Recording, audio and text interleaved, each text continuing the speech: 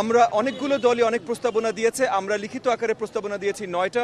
বড় দাগে এই প্রস্তাবনার মধ্যে জাতীয় ঐক্য ধরে রাখবার জন্য একটা কাউন্সিল তৈরি করা, যেখানে প্রত্যেকটা রাজনৈতিক দল থেকে যেন অংশীদারিত্ব থাকে।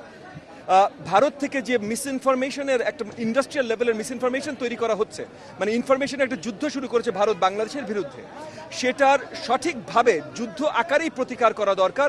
এবং মানে বিশ্ব মিডিয়াতে ফ্যাক্ট ফাইন্ডিং করে, মানে প্রত্যেকটা যে মিথ্যা আরোপ ভারতের মিডিয়া আমাদের বিরুদ্ধে লাগাচ্ছে, প্রত্যেকটা ধরে ধরে শনাক্ত করে ওগুলোর অ্যাকচুয়াল ফ্যাক্টগুলো উদ্ঘাটন করে বিশ্ব মিডিয়ার কাছে ইংরেজি ভাষায় এবং আন্তর্জাতিক ভাষায় সঠিকভাবে রেগুলারলি পৌঁছে দেওয়া।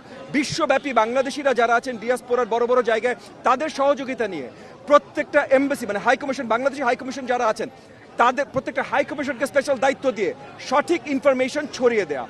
একই সাথে আরও কিছু উদ্যোগের কথা মাননীয় প্রধান উপদেষ্টা বলেছেন, এবং মাননীয় প্রধান উপদেষ্টাকে প্রত্যেকটা দল যারা উপস্থিত ছিল, আমরা এনডিএম শুদ্ধ প্রত্যেকটা দল যারা উপস্থিত ছিল, তারা পরিষ্কারভাবে মাননীয় প্রধান উপদেষ্টাকে আশ্বাস দিয়েছেন যে আমরা সবাই তার সাথে আছি, জাতীয় ঐক্যে কোনো ধরনের বাধা ঘটবে না, এবং ভারত বা যে কোনো কেউ, বিদেশি কোনো ধরনের শক্তি বা দেশের ভেতরেও দেশ বিরোধী কোনো শক্তি যদি দেশের বিরুদ্ধে কোনো কাজ করতে চায়, সেটা রুখে দেবার জন্য 18 কোটি বাংলাদেশি একত্রিত থাকবে ইনশাআল্লাহ। প্রথম পয়েন্টটা থাকবে হলো মিস ইনফরমেশনটা ফাইট করা।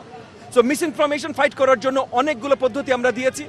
একই সাথে যেন বাংলাদেশের ভেতরে শান্তিটা বজায় থাকে, কারণ এই মিস ইনফরমেশন যে দেশের ভেতরে কোনো ক্ষতি ঘটায় না সেটা না, বাংলাদেশের অভ্যন্তরীণ শান্তি যেন বজায় থাকে সেইটা রিলেটেড অ্যাকশন। সো এরকম করে 9টা ডিফারেন্ট অ্যাকশনস আমরা সাজেস্ট করেছি মাননীয় প্রধান উপদেষ্টার কাছে।